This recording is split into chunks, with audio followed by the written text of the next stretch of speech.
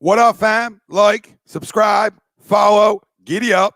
That's my baby. That's my baby.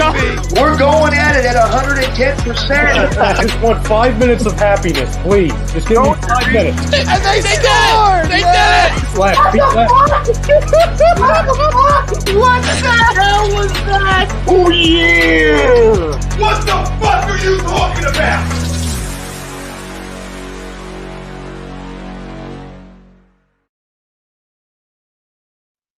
Hi, folks. Bob Mannery here. You're listening to A2D Radio, real sports talk radio for the fans, by the fans, no agenda. These guys are the best in the business. Hashtag it. No notes.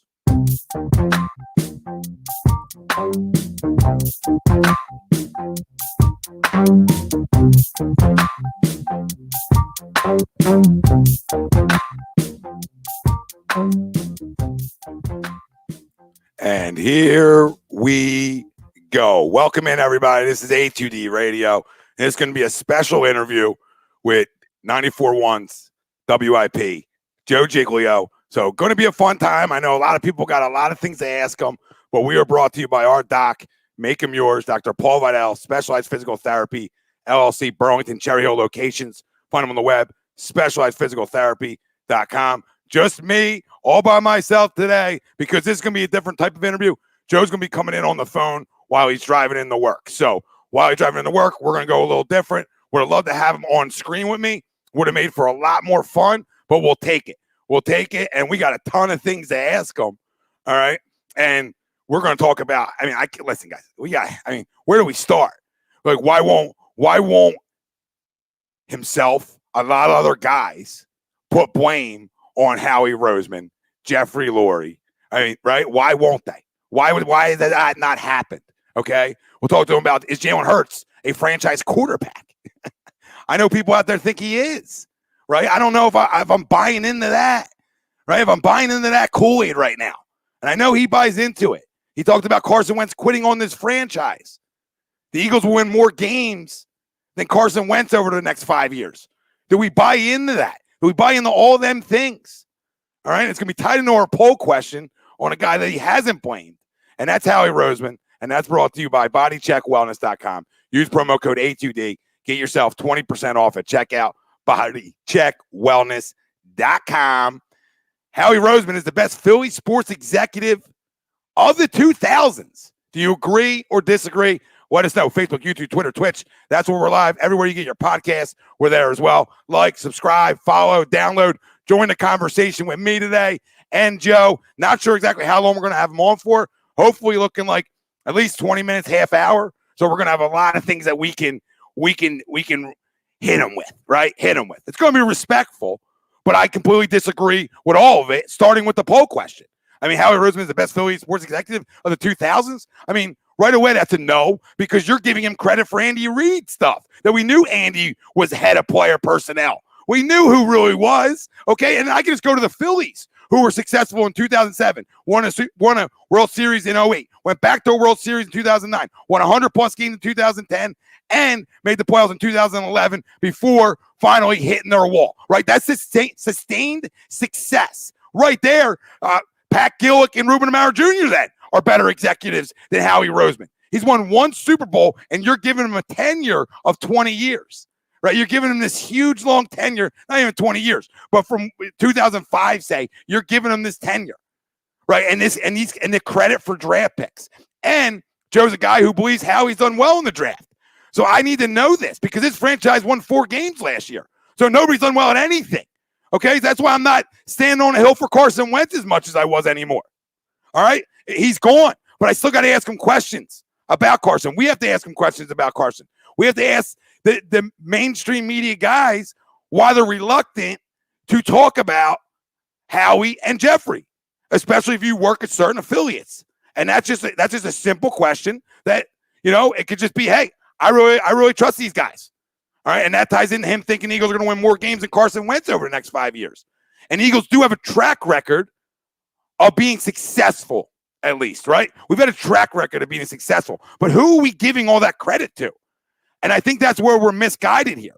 Like, we're giving all the credit just to the two guys who have been here, and we're giving it to nobody else. We're not giving it to Andy Reid, right? We're not giving it to Chip Kelly draft-wise. Hear me out. Just Chip Kelly draft-wise. We're not giving credit to Doug Peterson coming in here and winning a Super Bowl. We're not giving credit there, right? So it's like all the credit on wins and losses, Jeffrey Lurie and Howie Roseman want to take all the credit for it.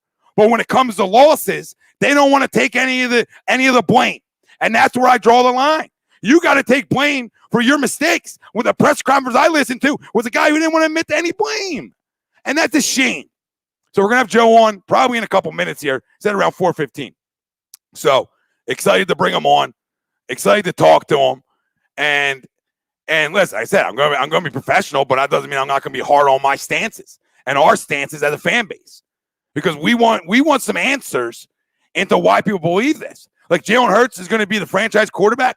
Does the family out there believe that? The people believe that he has the capabilities of being a franchise guy. We're talking about 8-year success franchise guys. 8-10. Does he have the capabilities? I don't know. That's a lot of running around. He's got to be able to throw from the pocket. You want to play in the league that long. At least a little bit. At least a little tiny bit. You got to throw from the pocket to be able to play 8 to 10 years. And your body sure as hell can't take an ass whooping through that period of time. Let me take a sip of water. I'm by myself today. I'm all by myself. And I got to do that because I love to have other A2D guys on because of the phone call interview. Nobody else would be able to hear them.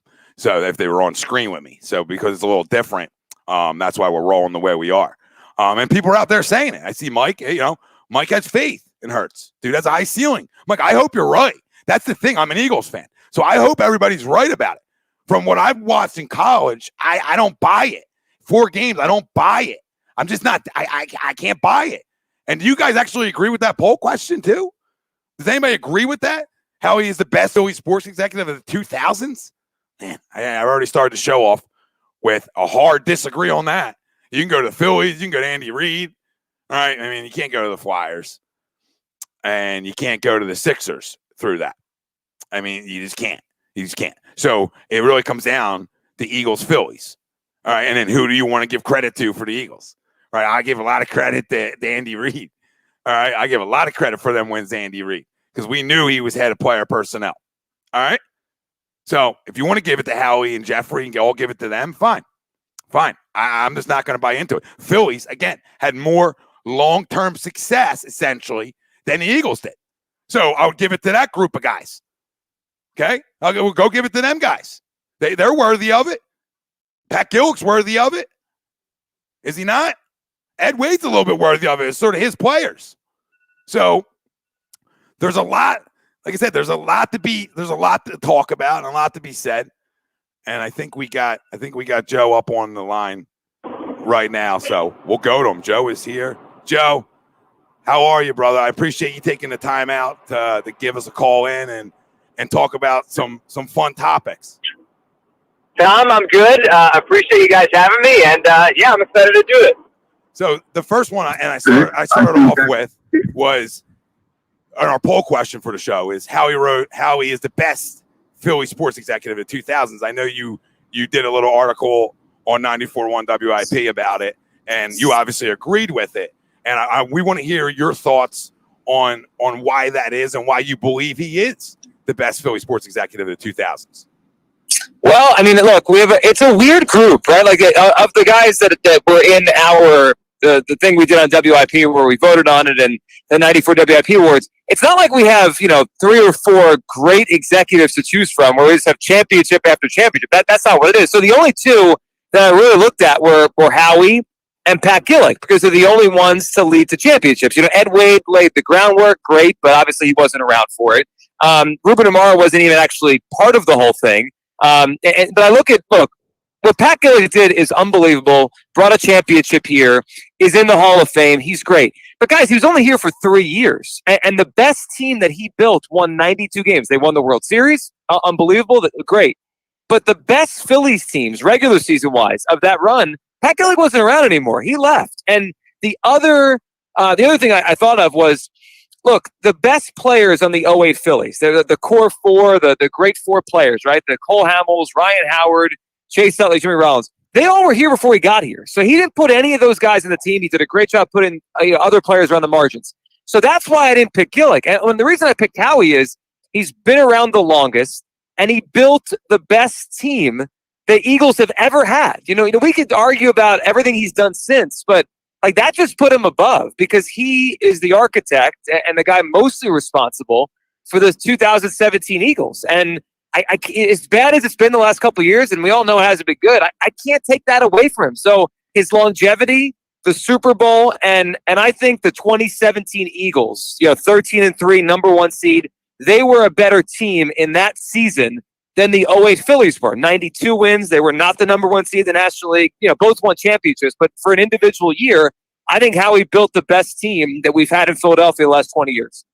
Yeah, it's not far off because I mean, in terms of what's been here, like we talked about the Sixers, like there's nothing to go off of, right? The Flyers, nobody won a Stanley Cup, right? It's the only 2 teams that do it were the Phillies and the Eagles. It's just, to me, I've always, and I could be wrong about this, I've always felt like most of our core players that were a part of that, outside of the guys he brought in that were big time, like Garapont and Robinson and the likes, right? Besides them types of guys, are Fletcher Cox's, Brandon Graham, both were Andy picks, right? And I think we can all agree that Andy had a big part of player decision making, player personnel decisions, and I can't give Howie the credit for. I can give him the credit for putting the roster together to win a Super Bowl for sure. Nobody can run from that.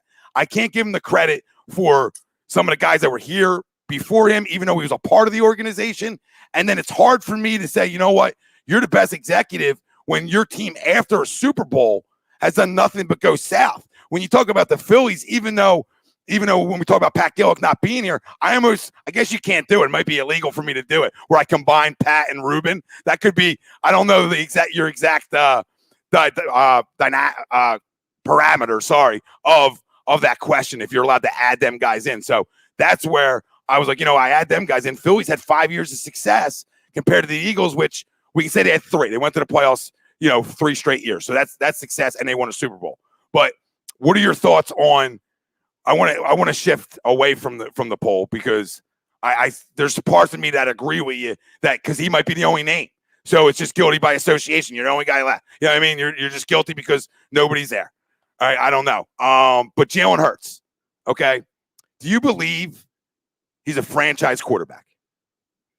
I think he could become one. I mean, obviously he's not right now. He's played 4 games in the NFL, and it was up and down. But I believe he could become one. I mean, the guy he reminds me of, I think about Dak Prescott when he came out of Mississippi, and he wasn't a first-round pick. Dak was a 4th-round pick, obviously, and Jalen was a 2nd-round pick. But like, he wasn't touted as a guy. And then you watch him play, you're like, you know what?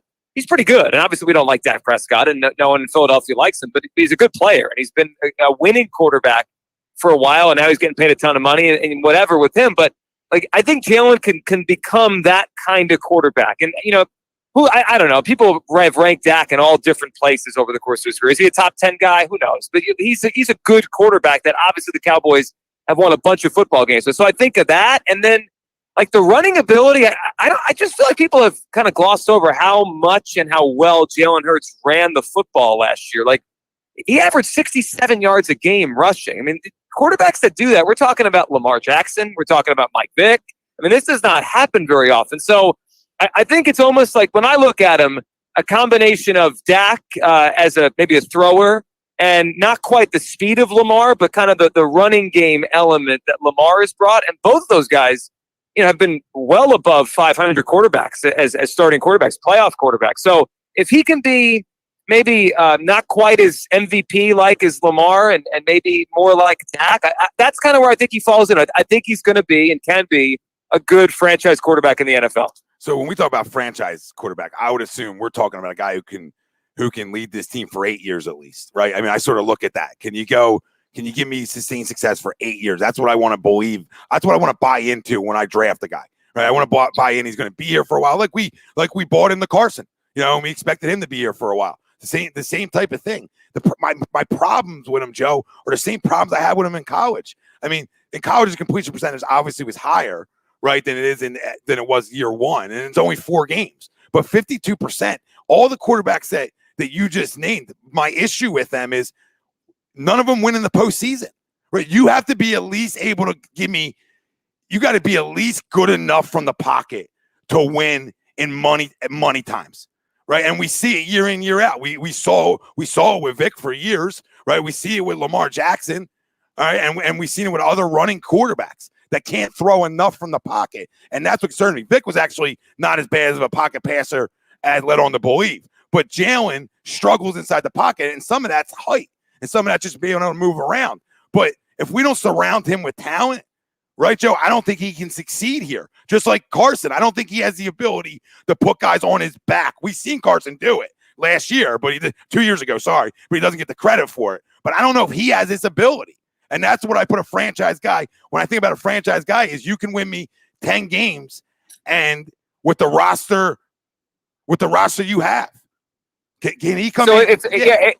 Tom, it's a fair point. And the part about winning a championship or winning playoff games, I don't know yet. Like I can't give you a yes. I feel like Jalen's going to do that yet until we see more. And you're right. He's got to grow. I mean, he's got to grow as a passer. It's not good enough.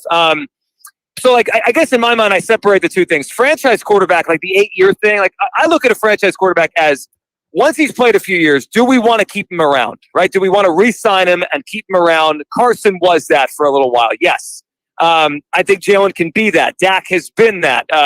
Lamar will be that. Even a guy like Kirk Cousins, he's that, right? He's a quarterback's been a starter for 7, 8 years or whatever.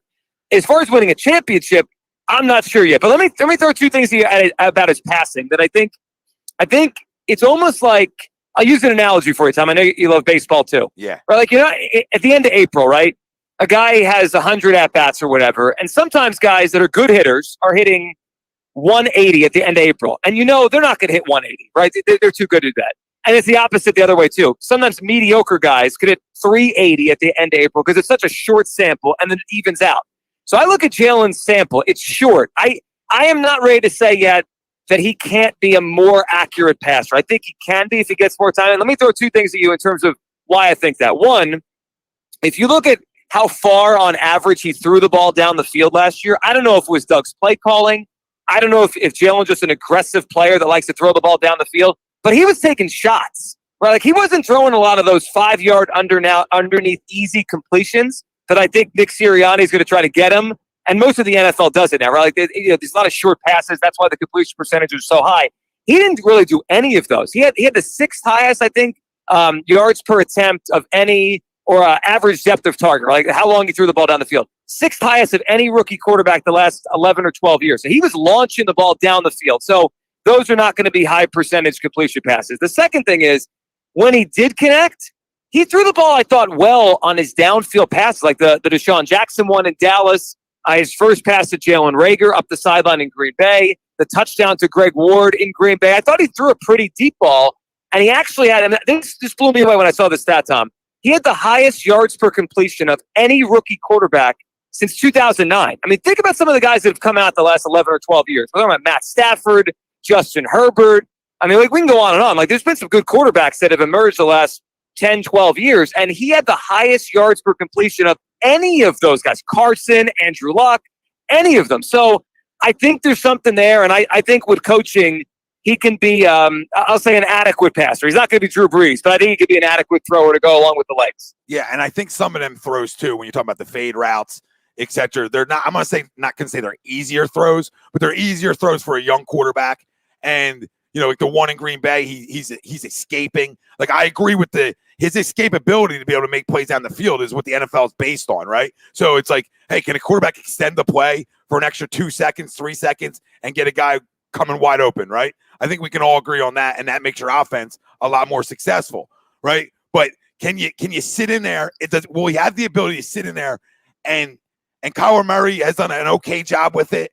Russell obviously does a really good job with it, but will he be able to get the windows? Figure out how to get his windows to be able to make throws from inside the pocket when you're talking about your slants, your outs, because I think there's arm strength concern. I know some people don't think so. I think he's going to have to really rely on, timing with every throw he makes in terms of your big time timing throws of your outs, your slants, things of that nature. What do you think about his arm strength?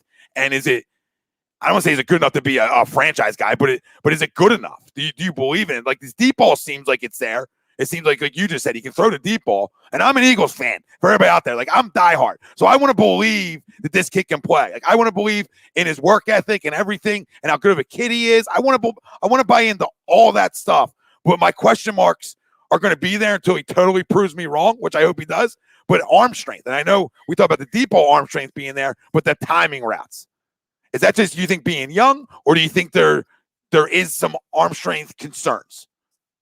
No, there are concerns. I mean, I'm not going to pretend they're not. I would say his arm is below the average, right? I mean, like, the average NFL arm, I think he's a tick below that. But here's why I'm buying in on his stock right now. It's not so much because he's checking all the boxes of everything you look for, especially the arm strength. That's not there yet. But, like, Tom, I remember watching him as a freshman at Alabama. He walked on campus at 18 years old and won the job. And I don't know. I probably just said it to a buddy, and I don't think I talked about, Jalen Hurts at Alabama on the radio or whatever, because who cared then? He was a freshman. But I remember saying to someone at some point, he's not even a quarterback. Like, when I first watched him, I thought he was a running back. Like, obviously athleticism, tough, strong, and he ran the ball well. It's amazing to me watching him how much he's grown as a thrower in the last 4 or 5 years. So, like, when people grow like that, I'm just going to keep betting on him that he's going to keep getting better and working his ass off to get better. So if he's gone from, I don't even think this kid's a quarterback 4 years ago, to, I think he could be an NFL franchise quarterback. I just have a feeling he's going to work his butt off and he's going to improve that. Now, again, like, is he going to become, a guy that's a top 5 quarterback in the NFL with his arm? No, there's probably a ceiling, whatever his arm ceiling is, but I think he'll reach it. So, like, whatever his ceiling is as a thrower, I trust him. He's going to get there. And then you add in all the intangibles, the running ability, and then, hopefully we get ourselves a good quarterback here. I'm just trusting the kid that he's going to work on it, because he's improved a lot, just off of where he was when he first got to Alabama. No, he absolutely has. Because, I mean, the fact of the matter is, I just thought he was just a running guy, and he's gotten better. And I think Lincoln Riley at Oklahoma obviously helped him throwing the football and just more of a pro style offense than maybe what you get at Bama sometimes. And so I think, like, staying in the pocket more, Lincoln Riley helped him, especially with his completion percentage when he went to Oklahoma. So I don't think that hurt him at all. Real quick, a couple other things. Carson Wentz, right? I know you talked about him. You believe in. I don't want to go back to it, but this is something I wanted to talk to you about. Carson Wentz quitting on the franchise, right? I know you and other people believe he did. And I also know you talked about, so I'll hit you with two things. The Eagles will win more games than Carson Wentz in the next 5 years. Both things I just want your thoughts on. All right. So first, in terms of quitting, I mean, he didn't want to be here. I think it was questionable at first because, all these rumors come out, as soon as he got benched and all that stuff started coming out that maybe he wouldn't want to be here, and it was unnamed sources, and it was Adam Schefter and all that stuff.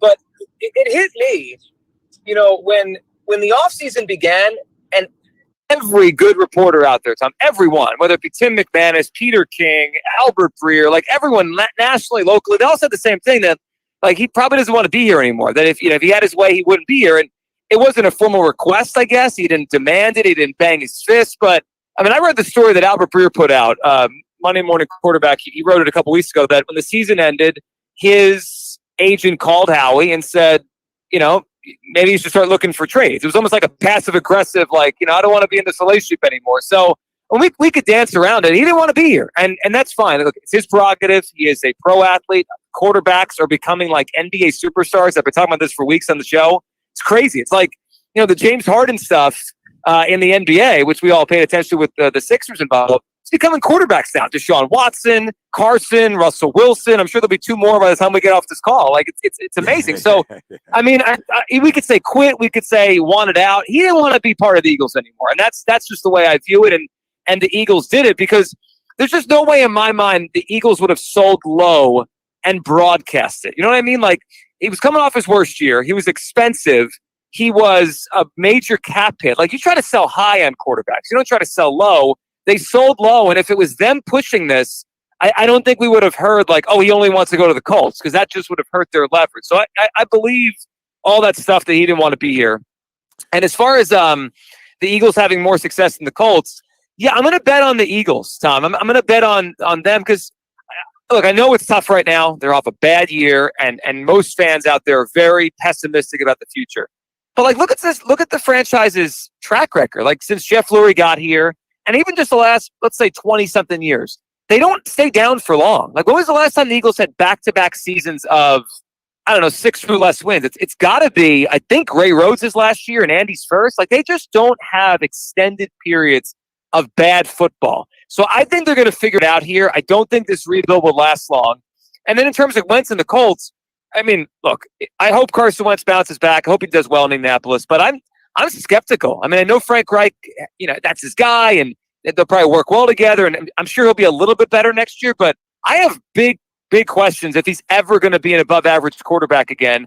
And then, Tom, the other part that is factored in my, I'll bet with the Eagles they'll win more games than Wentz is, I know Carson has stayed healthy the last 2 years outside the concussion in the playoff game, but he's got an injury history. Obviously, we know all about it. So, like, when I said that, I was saying Eagles or Wentz, not so much the Eagles or the Colts, because if Carson flamed out, I feel like the Colts could figure it out. They have a good roster, but I just don't see Carson staying healthy for 5 years and winning, 8, 9, 10, 11, 12 games a year for 5 years. I'd bet against that, and I think the Eagles are going to figure this out, and we look up 5 years from now, I think they're going to have more wins than him. Yeah, the only thing I would say is the Carson quit, right? So, listen, maybe at that point he wanted out. But I feel like when we talk about who quit on who, the weirdest part of it is this organization 20 months ago decided to sign in for $128 million. Not us as a fan, not you guys, Joe, right? Nobody else but Howie Roseman and obviously Jeffrey Lurie signing off on this is why he signed the $128 million deal here.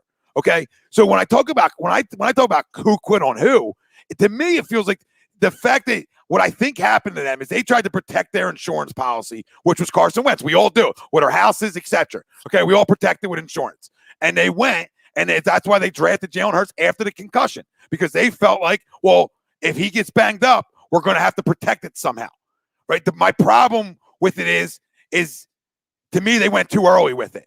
Like, if you don't go first or second round, a guy doesn't feel that pressure. This organization did everything but try to make it feel like, it's your job and nobody's coming to take it. And to sign him to $128 million, you're telling him it is. But then, like any of us that are just human beings, if me and my wife are watching the draft and I'm the Eagles starting quarterback and I see them draft Jalen Hurts, I don't care if you called me and told me you might draft him. I might be throwing something, right? I might be throwing something like, wait, what are we doing? What are we doing? Like, I need players around us. We see this roster going south because of misses, right? And that's where I disagree on who quit on who. I'm not going to disagree on the when the fork met the road and he was like, okay, I'm done with it all, right? I'll agree there. I just disagree because everything led up to it. I just think they did a poor job of handling what we call all quarterbacks in the National Football League. For whatever reason, Joe, they're all prima donnas in a way. They all need to know it's theirs. And I don't know why that is. Yep.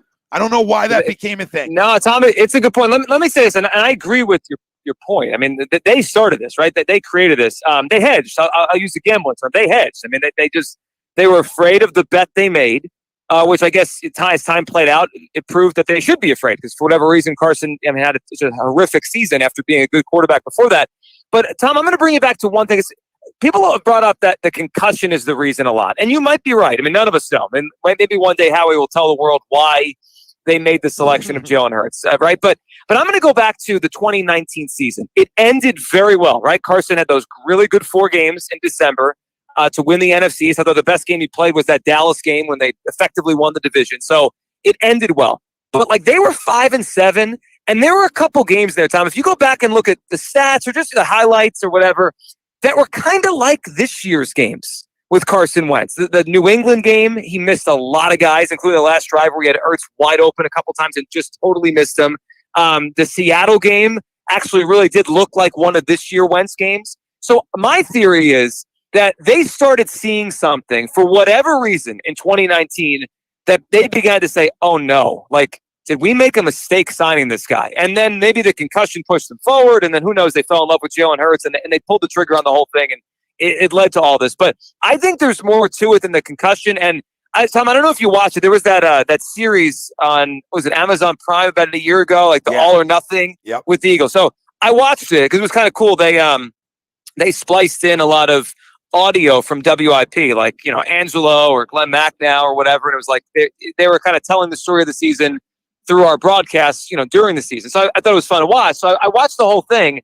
And remember that play, the Seattle game, when Carson overthrew Miles Sanders by like 5 yards just over his head? Mm-hmm. Remember that play? Yep. So when that play happened on the series, for whatever reason, there was a camera in the suite where Howie sits with, I guess it's Jake Rosenberg and maybe Lurie's in there. I don't know. But you could tell the executives were in that booth. And they panned the camera in there as that throw sailed over Miles Sanders' head.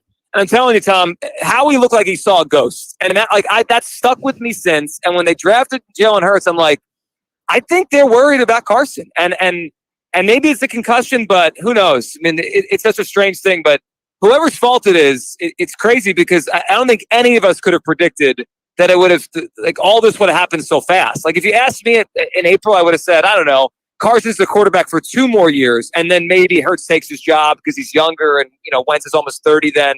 I never saw it coming this fast. Yep. And what when we say, I mean, I think if this organization went 128 with them, this organization gave up assets to go up and get their guy at number 2, which I had none of us had any problem with, right? You go get your guy. If that's your guy at quarterback, that's how you win in this league. So nobody had a problem with it. But this organization's the one who had their handprints all over drafting him, signing him, who's around him, whatever the case may be. They know who the guy is before they gave him 128. Like they didn't do. To me, it's like Jeffrey Lurie and Howie Roseman. I know nothing can. Jeffrey Lurie's the owner. Nobody's firing the owner, but they need to start being held more accountable over what's transpired since the Super Bowl. Like they just need to be. It was great. We won a Super Bowl. We all wanted to get there, right? But this is such a big draft, and the next 2 years. And it's my last question for you, because I know you got to run, is over the next 2 years, can this team get back to a playoff team? I know you believe that they can flip the switch, but in 2 years, they're really in money and financial crisis right now. So I don't know how they can get out of it after this year, obviously. But, are they back that following year? I think a lot of that's going to depend on, this year's draft, the last year's draft. What do we have? And then you talk about a guy like Andre Dillard, right? That's important. We were going through this the other day. Like, we need some of these guys. It's like make or break years. If we want to be back, which all of us as fans want to be, can these guys hit? Can Jalen Reagor be a hit? Can Miles Sanders be consistent? Right? Can Dallas Goedert be on the field enough? Right? So the list goes on. Can Andre Dillard maybe not cry in a locker room like reported and play? So can these guys that were used as high picks and big time assets, can these guys pan out? Or if they don't, and to tie into that, do you think there's any chance they go quarterback at 6? Like any chance? And there are my 2 little finish up for you. So I think they can. I think part of the reason that there's some hope here is the division is still not good. Yeah, I know Ron Rivera's a good coach, and Washington looks like they're on the right path, but they still have no quarterback. We'll see if Joe Judge does anything besides cry about the Eagles making the playoffs. Like, let's see them actually win something up there. The Giants have been bad forever. And Dallas has talent. We'll see if they fix Dak.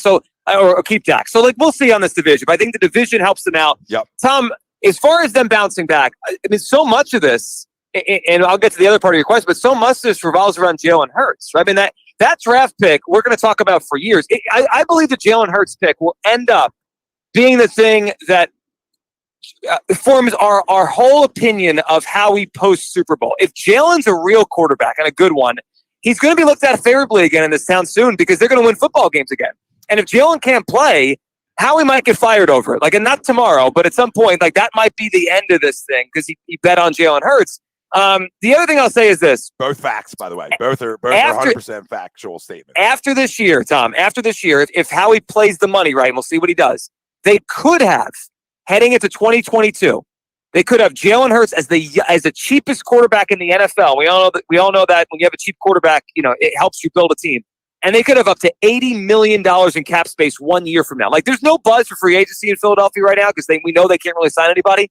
A year from now, they could go crazy. So they can, I believe, in a year to 2, be good again. As far as a quarterback at 6, Look, I don't want one. I want to go with Hurts. I want to give him a shot for a year. I like that they got the first-round pick from Indy in next year's draft because I feel like that's a hedge on Hurts, right? If Hurts can't be the guy, you have 2 first-round picks next year. You could trade up and get your guy.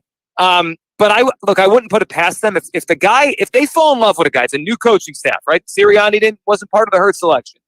If they fall in love with a guy and he falls to 6, I would say it's maybe 30% chance they would do it. Like, I don't know who that guy is. I'm going to say it's not going to happen, but I could see it. So here, Tom, the one thing I don't want them to do, especially after what happened with Carson, and because we know they need young players, I'll swallow my tongue and I'll say, all right, I'll give it a shot. If the guy they love falls to 6, I will deal with it.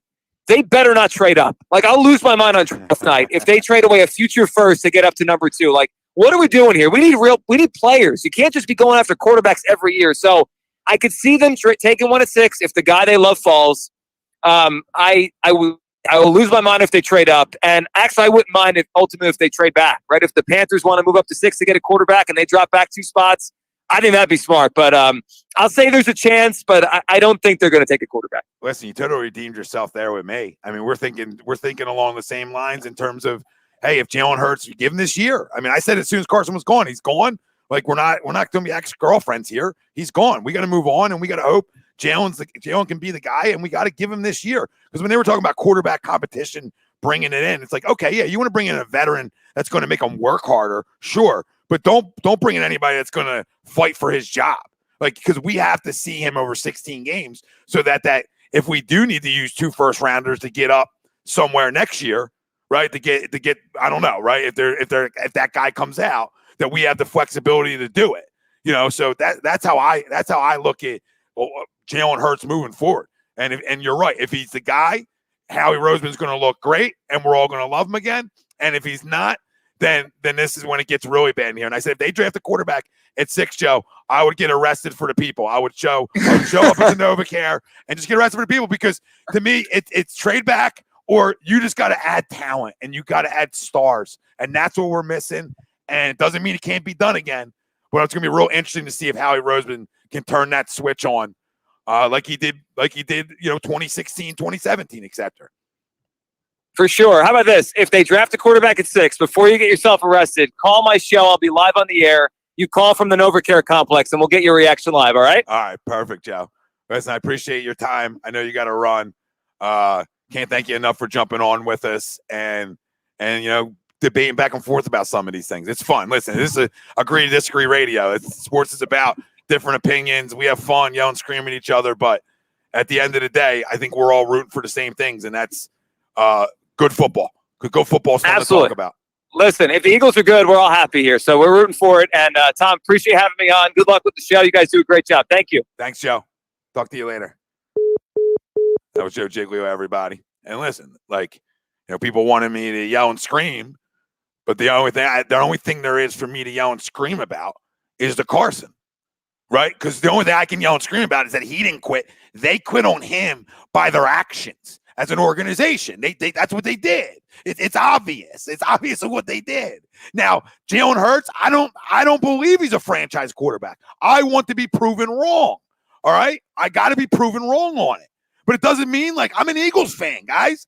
I want to believe he can fucking play. Because if he can't play, we're in trouble. We're in a lot of trouble. If Jalen Hurts can't play, like Joe said too, we're in trouble. If he can, then it's Howie Hero again, really. In reality, let's be real. As Eagles fans, if he can play, then it's, look at Howie. Look at this guy. You totally redeemed yourself. And I told Joe, he redeemed himself at the very end of it.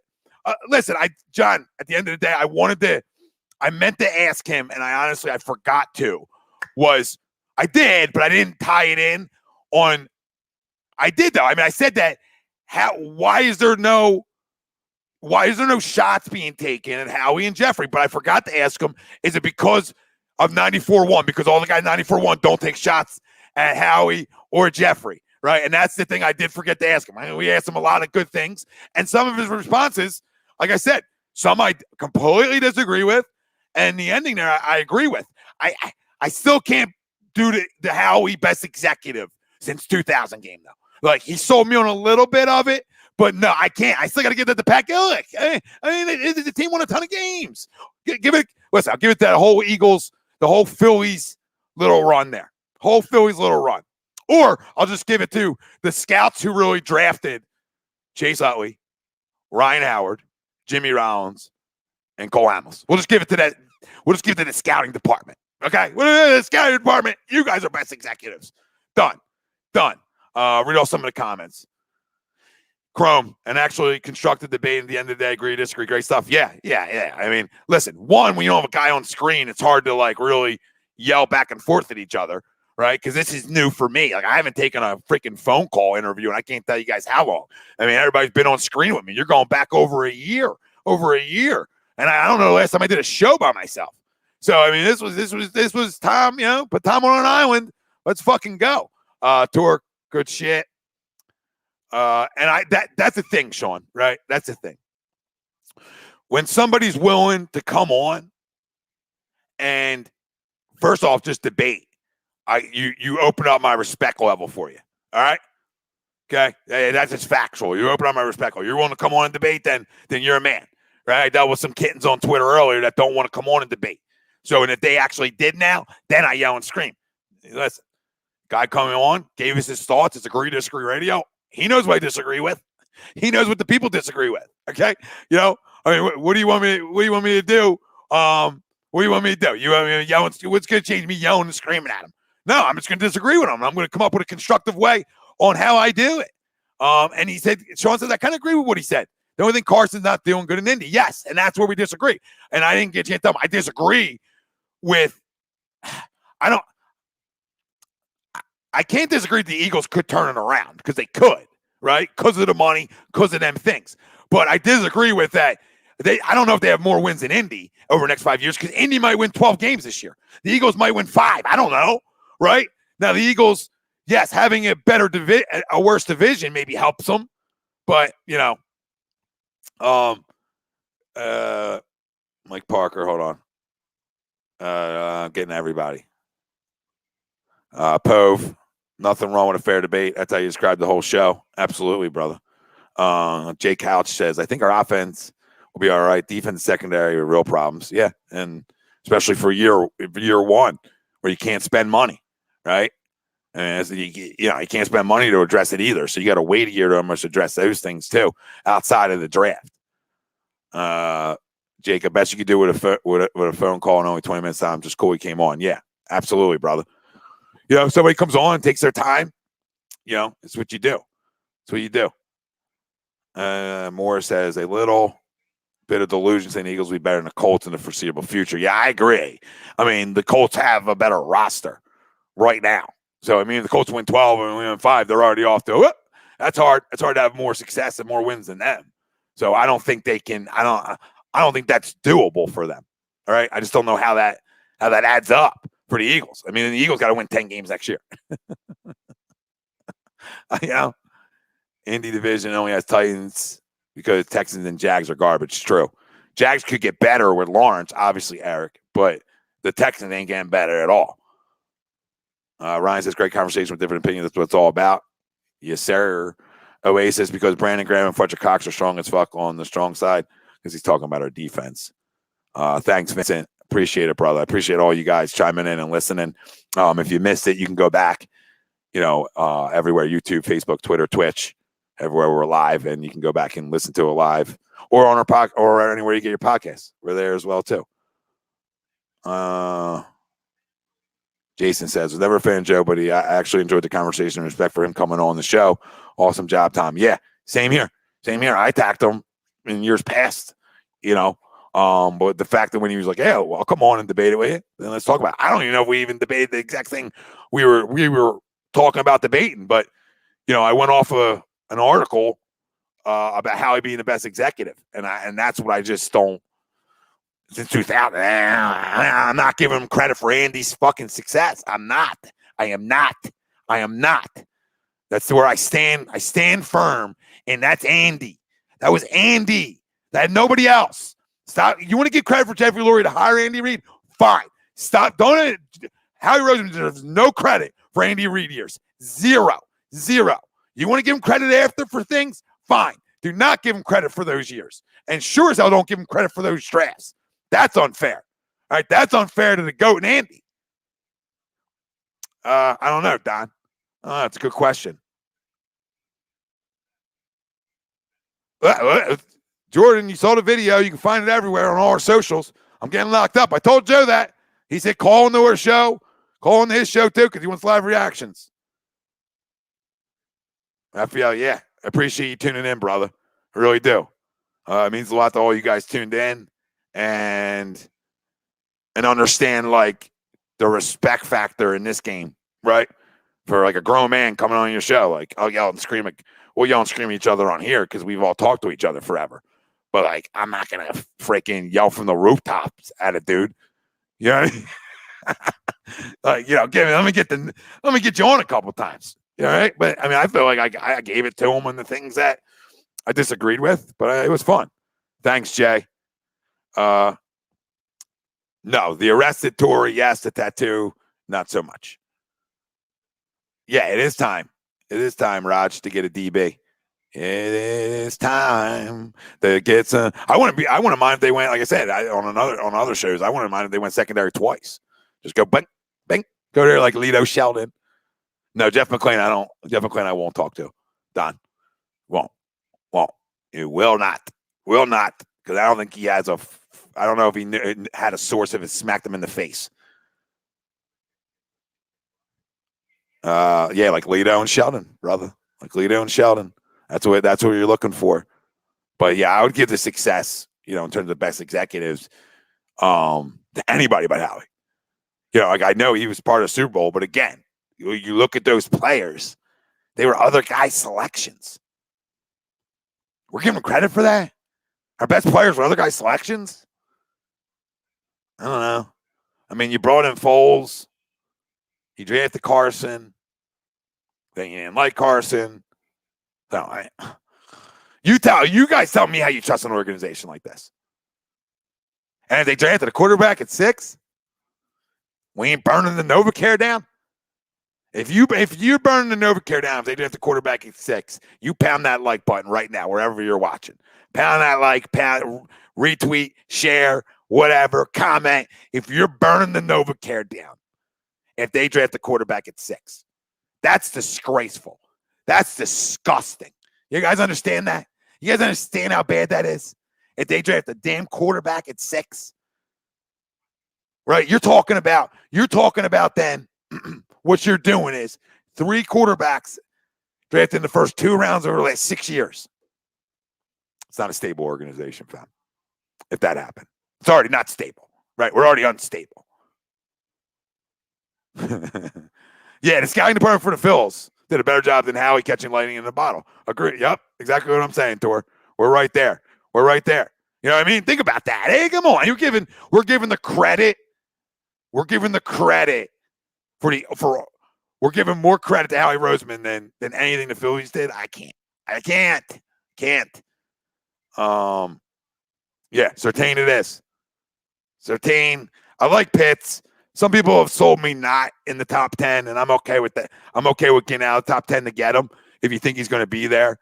So I agree with some of the people that agree there, even though I love him, because I think he's just a freak.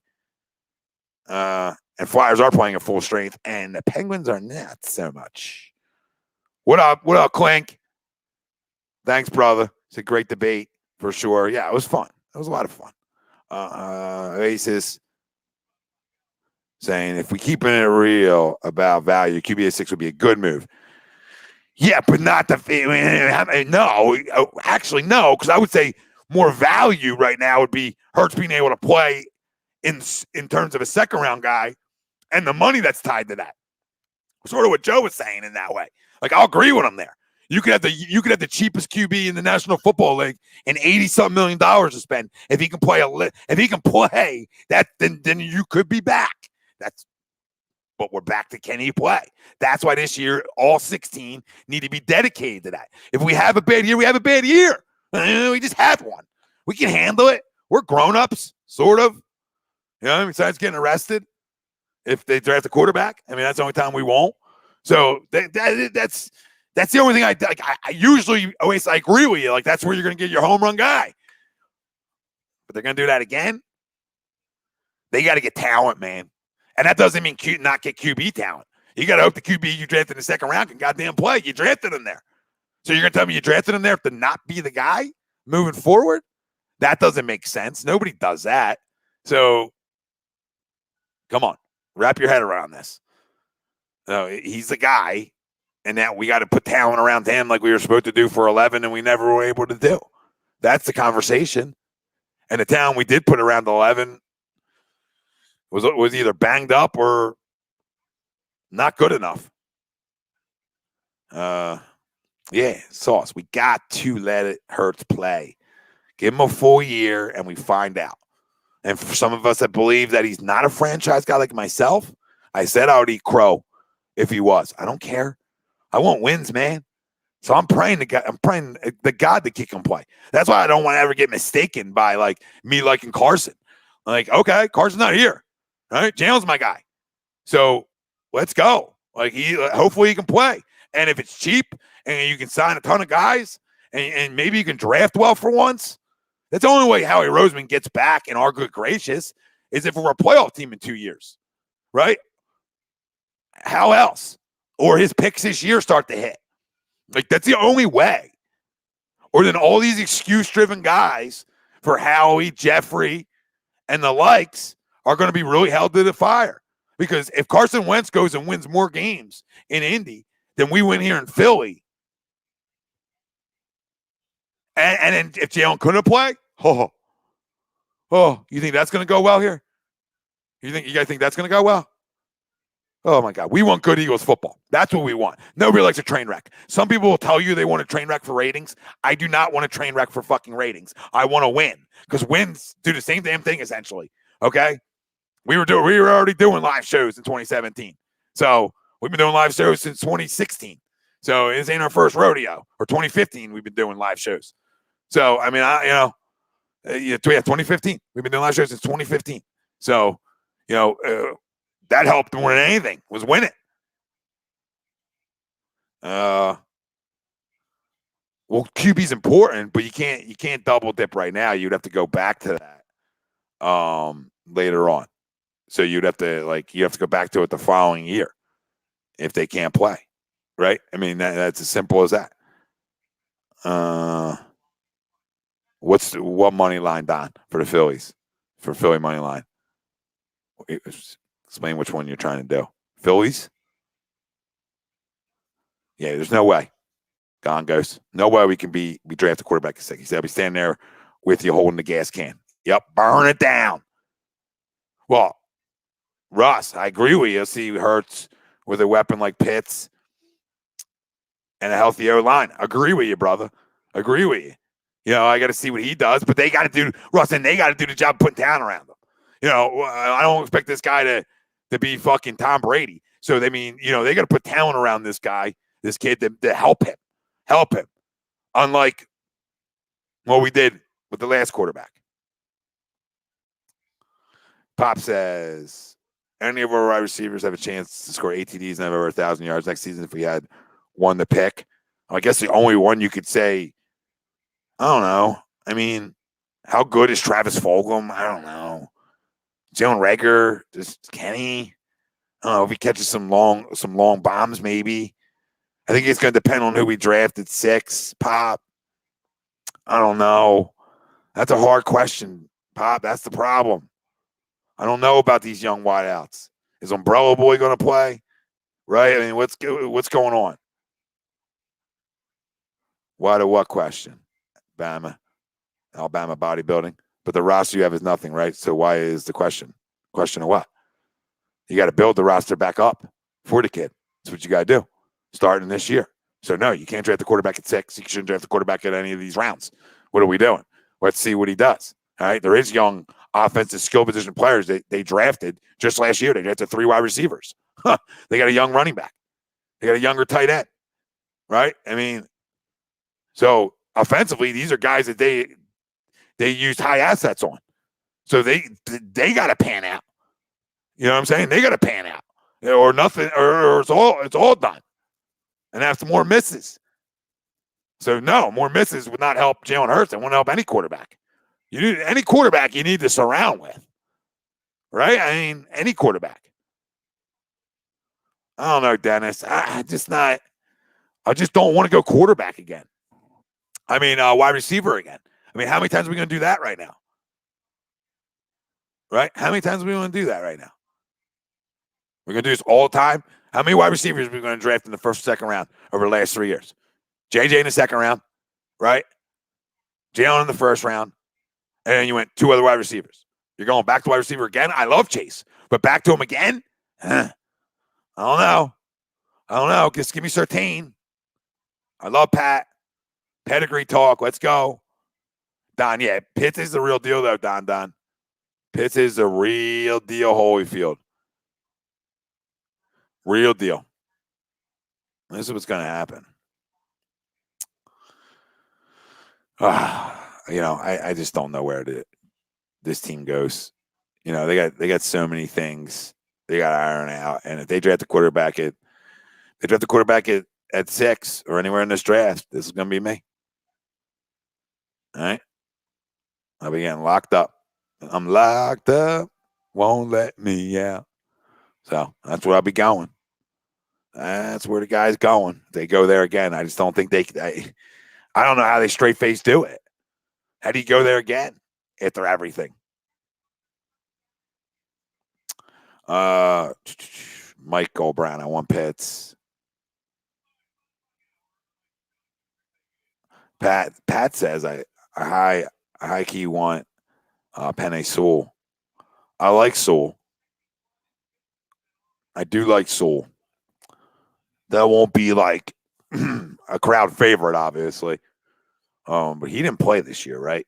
So that's concerning. Yeah, guy goes, I don't know who the DN at 6 would be, though. That's the problem. So you be reaching. They love to do it. Nobody loves to reach more than the Philadelphia Eagles. But this is a draft that they can't play that game with. They're not allowed to play the game of reaching. They got to go best players and outside of quarterback. So I mean, if that is Jamar Chase, then you got to take him, I guess, right?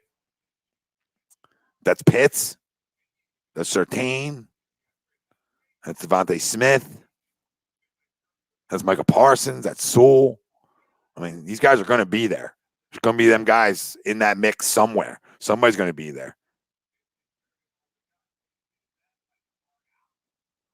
Pitts won't go before Chase. No, Bill. No. I just think Surtain's there. You might even have Surtain at 9. So you could trade back, get a couple more picks, try to, the more picks you have, the more chance they have of hitting shit. And the last thing I didn't ask Joe is, do you buy into Jeffrey Lurie and Howie Roseman having their fingerprints all over the first and second round? And then the scouting department really has their, this team's been known more for getting later round picks over the last 5 years in reality, right? So, or at least like finding like diamonds in the rough places because they actually let their scouting department do their job. I do like the center from Bama, Sticks. I like their tackle. Was it Leatherford? I mean, shit, dude. Shit. I mean, any Bama lineman that's coming out, I'm Gooch. I love Najee Harris. I mean, I take the whole fucking team. All right, just give me Bama guys. All right, you can mix in some LSU kittens, but I want guys. I want winners. You want to rebuild a locker room? You want to rebuild it? Rebuild with guys who win and play at the highest level, right?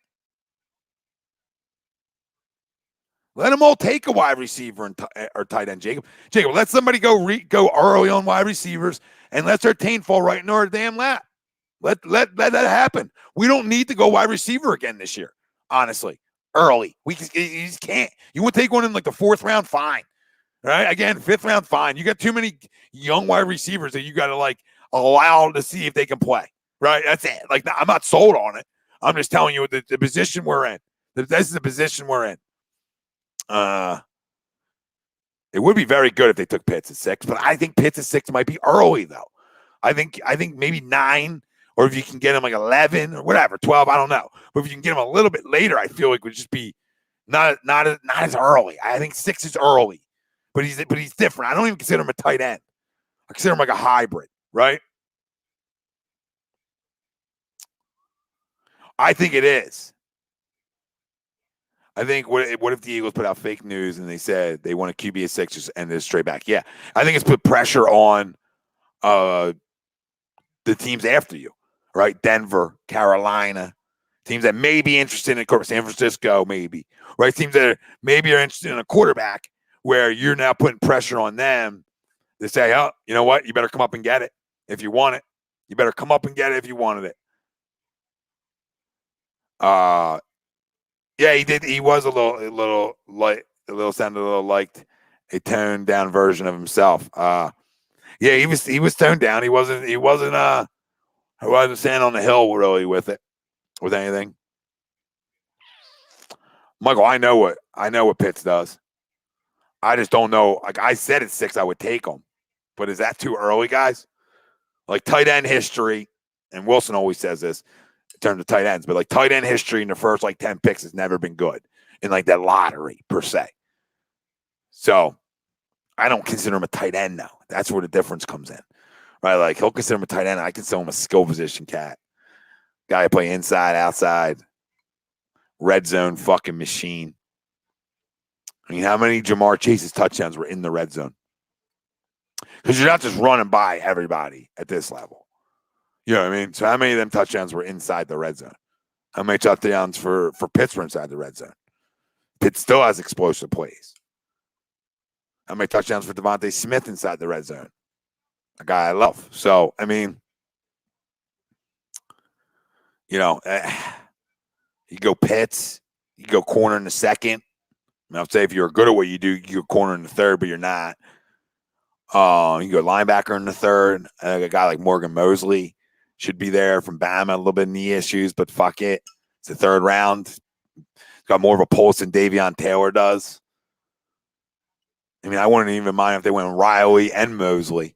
Riley from LSU, Mosley after that. You got two third rounders. You know, I think Riley's a little higher listed. They may got more of a second rounder, but then go second round linebacker and then go third round corner and go linebacker again. Like I wouldn't care if this team came out with 2 corners and 2 linebackers, right? Right? I mean, I wouldn't be mad about that. Then you got you're creating an identity. You need an identity. You need playmakers. These are the guys who are going to make plays for you. Corners, linebackers, right? You have a front for next year, at least, that's intact money-wise. And Hargrave, Cox, and Brandon Graham, they're most likely going to be here because you can't afford the dead cap money. So go load up. If you want to compete next year, you can compete quick. You can compete quick if you went and addressed it. Like if I left this draft with Surtain, Riley, say, and I don't think you'll be able to get him in the third. Say Asante Samuel Jr. in the second, and then you had like Morgan Mosley and another linebacker in the third. You don't think that this football team's better? I think it's better. Even if you went Pitts, Asante Samuel Jr., and then you went 2 linebackers, or you can go Pitts, Asante Samuel Jr., running back and linebacker in the third round because you have 2 of them. And if you trade back, maybe you can get a third or 2 seconds this year, right? And then you can get better quick if you hit. It's all going to come down to can you hit them? I mean, to me, they're guys that I think can come in and play. So, I mean, if you want to try to have like glass half full on it, we do. Sauce, we're going to have Brooks back. We're going to have Lane back. Silmalu's back. You got to see if Andre Dillard can play. You got Malata. Driscoll played all right when he played for a young guy. So we'll see. They're good at drafting them guys later too. So you can address that like 5th, 6th, bring in another young player there, right? They're pretty good at that. I'll give them credit for how they handle linemen late. We do need a power back in the third, Taylor says. I agree with you, Taylor. So I'm going to go a little thunder and lightning with Miles. So if you went Pitts, Asante Samuel Jr., or if you went back-to-back corner, Surtain, Asante Samuel Jr., and then in the third you went running back, power back style type guy, and then you went linebacker, the knee, Gavin a little bit, but I like Dylan Moses. I think Dylan Moses can play. But they got to hit. This year's such a big year for them. Post-June, they save a lot of money on Cox. Okay. Well, maybe you trade it too. I mean, they might be clearing house out. And that's okay too, if that's the direction they go, right? Like, I'm not going to be mad at them. Clear it out. Empty the kitty. Start over. Right? I think we're all in start over mode. But can they win in 2 years? They could. If you want to have glass half full. If Jalen Hurts can play and they hit picks, then they could. They got a lot of money the following year. They could be good. But if he can't play and your picks from 2018 on aren't good enough,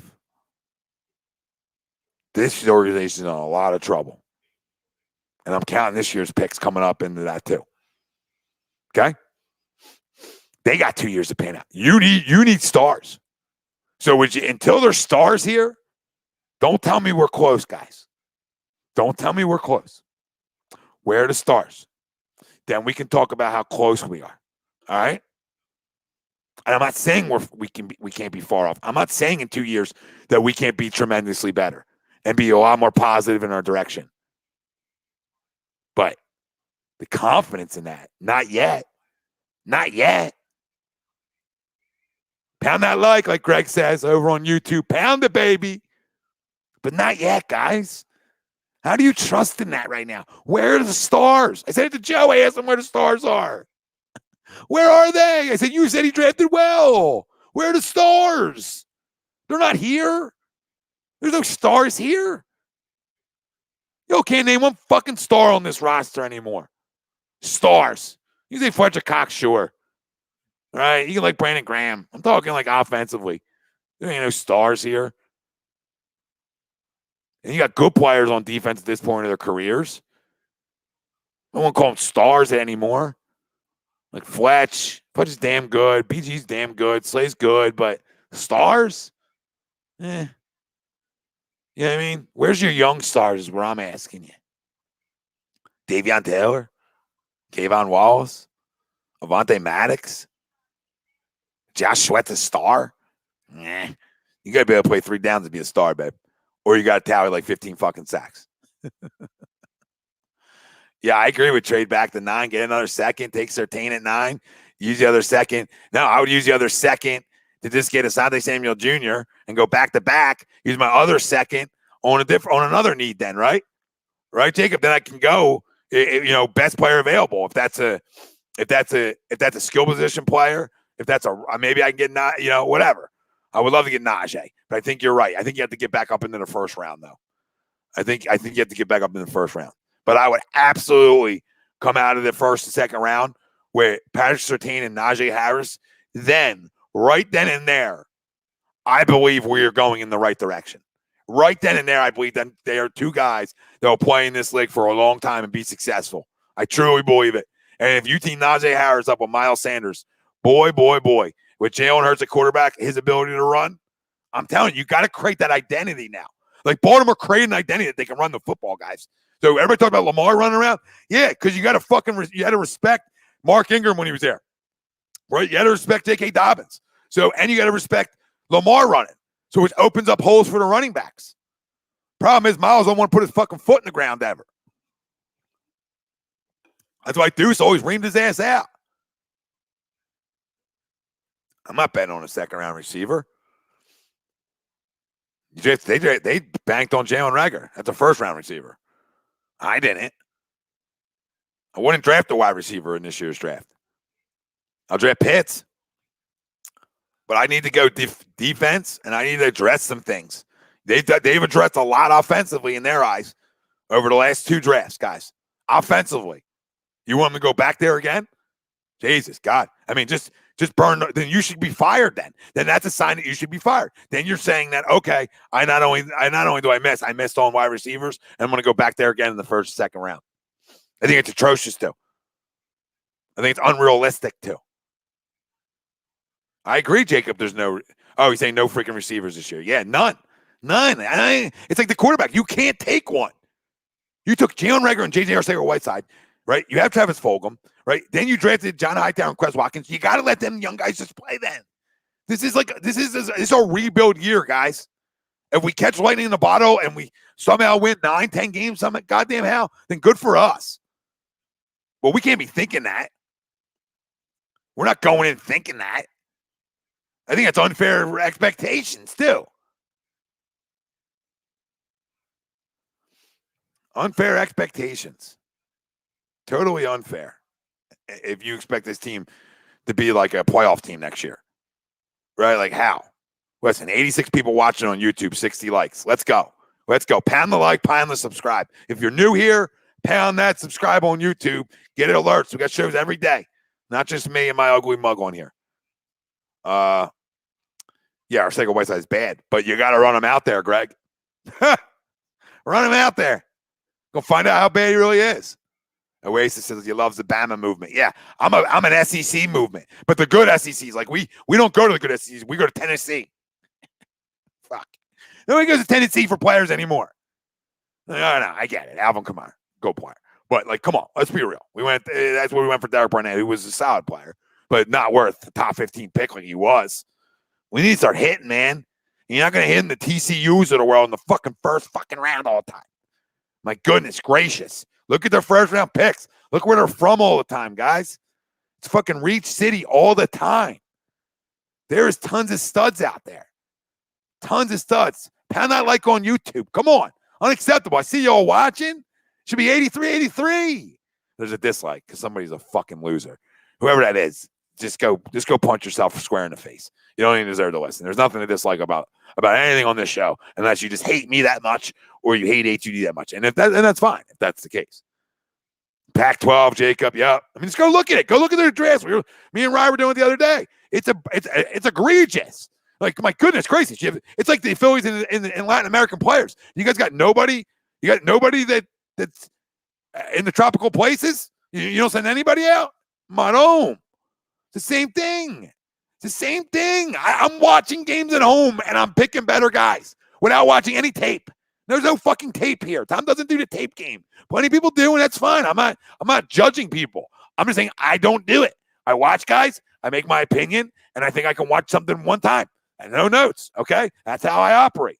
So I watch guys like Devontae Smith, Najee Harris, Patrick Surtain, Jamar Chase when he, not last year, the year before, right? You watch all these guys, and you sit at home and you're like, these guys can play. These guys can play. These guys can play. When you watch Pitts at home, if you watch any SEC football, Pitts can play. Like, I don't know. Like, how can I sit at home on my couch, as some dude on Twitter tell me, a fat, greasy Italian, which is cool. But I don't think 6'2", 260 was necessarily fat. I mean, I'm working my way to the fluffy club and the dad bod, but I'm not quite there yet. So fucking pump your brakes. But now I don't remember what the fuck I was saying. Now I got nobody on the show with me to say, Tom, what the hell are you talking about? I don't even know. Maybe you guys want in the chat can say what I was just literally saying, because that's how bad that was. Goldie says, I shake my head at blaming Wentz on Reagor being bad. Yeah. What up, AK Eagles? What's up, my brother? Yeah, shake your yeah. What the fuck are you talking about, dude? I go, you watch guys run routes. Watch cats run routes. Like, they drafted Jalen Reagor. I know no clue who the fuck he was. And they drafted JJ. I had no clue who he was. All right? Go watch some big boy football once in a while. Mark, our best young Eagle star, the former Rudy rugby player, Moata. Maybe we need to draft more rugby players. Yeah. Al, I agree with you with Pitts, but how can you go more offensive firepower in terms of, like, okay, yeah, another running back, Pitts, but, like, you don't think wide receiver, right? Like, you can't go wide receiver. That's where I draw a line in the first or second round. absolutely draw the line. Unless it's listen, if it's Jamar Chase and Devontae Smith, I don't know what to say. I can't be mad. I'm not going to be mad because they're pimps, but it just proves that they miss. They're admitting to their mistakes, which may be even worse, or maybe that's better. I don't know. I wouldn't know how to take that until like Jamar Chase has like 1,200 yards and 10 touchdowns. And I'm like, oh my God. Right? So TJ Vasher. Where's he out of? I don't freaking know that name. Where's he out of, Jay? Because I don't know if I have, but I will. That name sounds so familiar to me. Like I've watched the guy play. Ray Charles. That's how receivers are running routes. Yeah. They just don't got the hips, right? Everybody talks about like crossing somebody up. Like how you get off the line is so important to wide receivers. You guys are, not you guys, but a lot of people just watch guys run fast straight and like, oh my God. Like, okay, how are his moves to get there?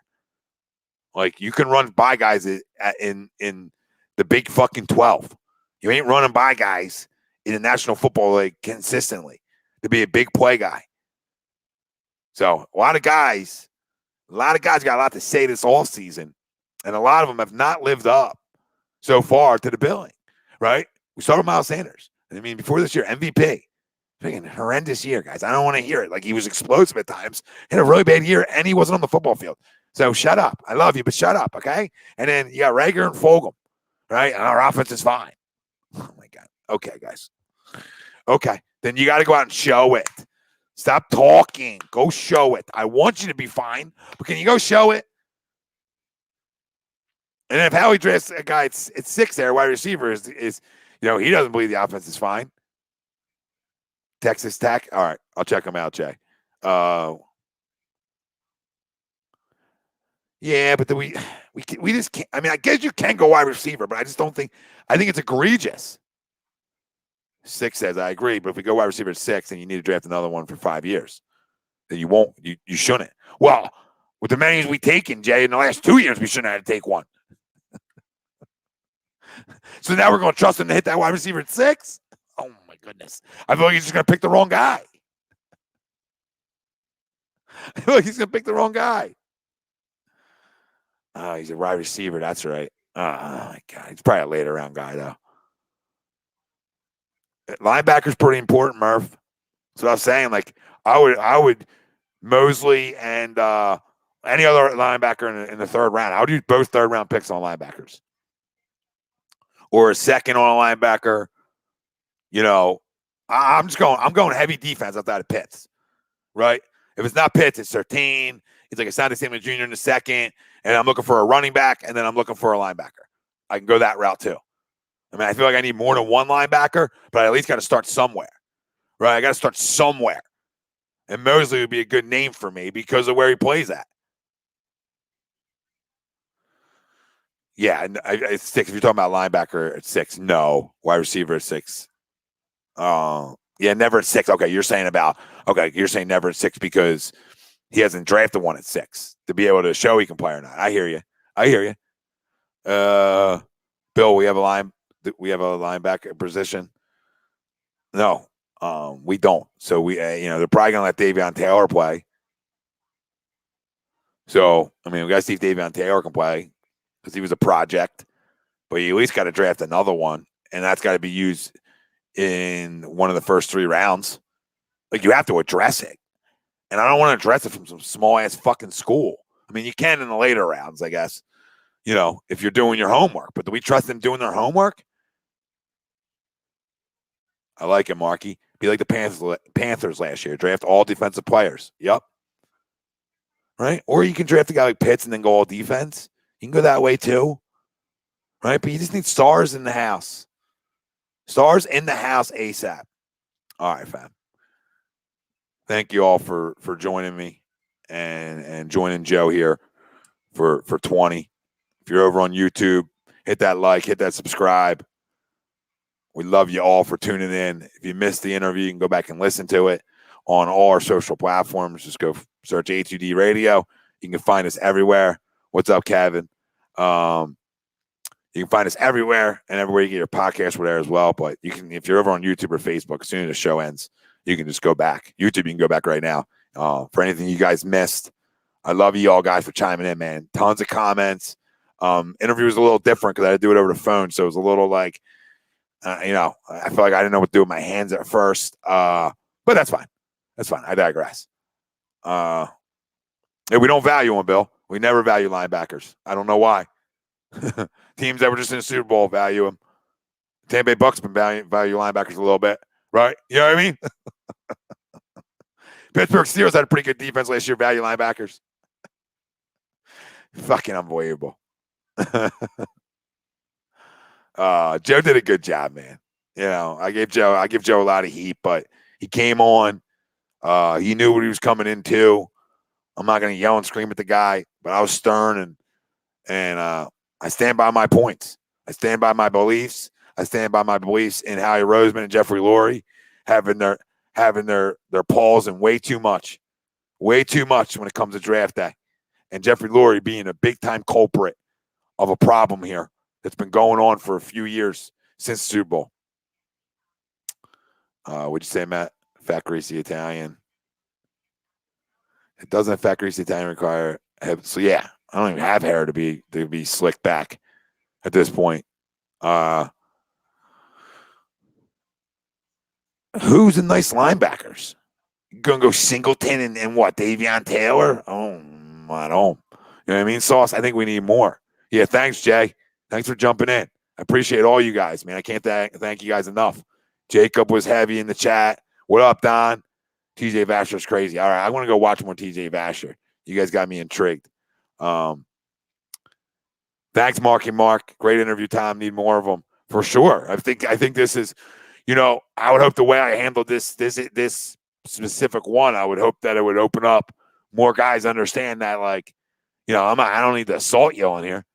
I mean, I'm not going to agree with you. I'm giving you the platform to tell us your opinions on these. We need to hear it. Why? Why this? Why that? Right? So hopefully it does. I mean, I can assault too. That's fine too. Jannard Avery. Jannard Avery wasn't a good D lineman. Now he's a D end. Now he's a linebacker. Going to be a good one. Not saying you're saying that, Greg. Like, come on. That just means it's even worse. It's even worse. Sorry. Thanks, Sauce. It's best Philadelphia Eagles coverage on YouTube. Best Philly sports coverage on YouTube. And best wrestling coverage on YouTube. Best Flyers coverage on YouTube. Best MMA coverage on YouTube. So, Don, some dude on Twitter told me, I want to read you guys this. This is what I got into before the interview, and I got frazzled because I let Twitter sometimes like get the best of me, right? I think we've all been there, right? Where we let Twitter just get a little bit of the best of you sometimes, right? So today, I put out that we're going to have Joe on the show, right? I thought that was, good conversation, exciting. Okay. So I get a quote retweet. And I mean, exciting in some emotion. And I get, this is going to be good. Laugh my ass off. Then I get, sorry, bro, I refused to tune into that. That wasn't him. He was like, no, I just refused to turn in and listen to him. And then this guy says, I like ads like this because even though I'd never listen, this makes me more aware and cements that I'd rather eat garbage than listen to these two. Oh, would you? Well, that response to him from me opened up floodgates. And he said, yeah, he told me he'll eat me up, chew me up, and spit me out. I said, all right, we'll go live right after Joe. We'll go right after Joe. Come on live. Come on live. Twitter hero, come on live. And he messages me and says, say hello to my wife. He says, say hello to your wife. He says her name. And dudes on Twitter are liking it, are okay with it. This is what goes on out there. I'm all good with it, man. Like, you break my fucking balls all you want. I'm thick skinned. Don't talk about my fucking wife, bro. Don't even say her fucking name. You understand? So I was fucking nuclear before the interview, too. Had me spinning. And I don't like that shit. I don't disrespect nobody like that. I'll fucking disrespect you in sports. He's like, you called me honey. Yeah. All right, babe. That's how he's like, why you keep calling me honey? Because I'm disrespecting you. That's why. Because I'm disrespecting you because I don't even know you. And you're going to go on Twitter like you know who the fuck I am. And he's like, I'm sure you're a good umpire. I'm like, what, dude? You're checking my bio? Like, I haven't umpired in 5 years. Do you think I care about my personal Twitter bio? What do you think I care about A2D? Fucking losers. Losers. And t-shirt companies are liking his shit. And people are telling me they're good people. I said, good people ain't going to like somebody talking about somebody's wife that they don't even know. Man. You all want to go over and say hello to this scumbag. His handle is Eric, ERIC John, JAWN. And it's Trade Me Daryl Von Bro, dude, which I don't know what the fuck that is. But that's his handle, at Eric John. So go take some time out when I sign off from here and just go enjoy this loser.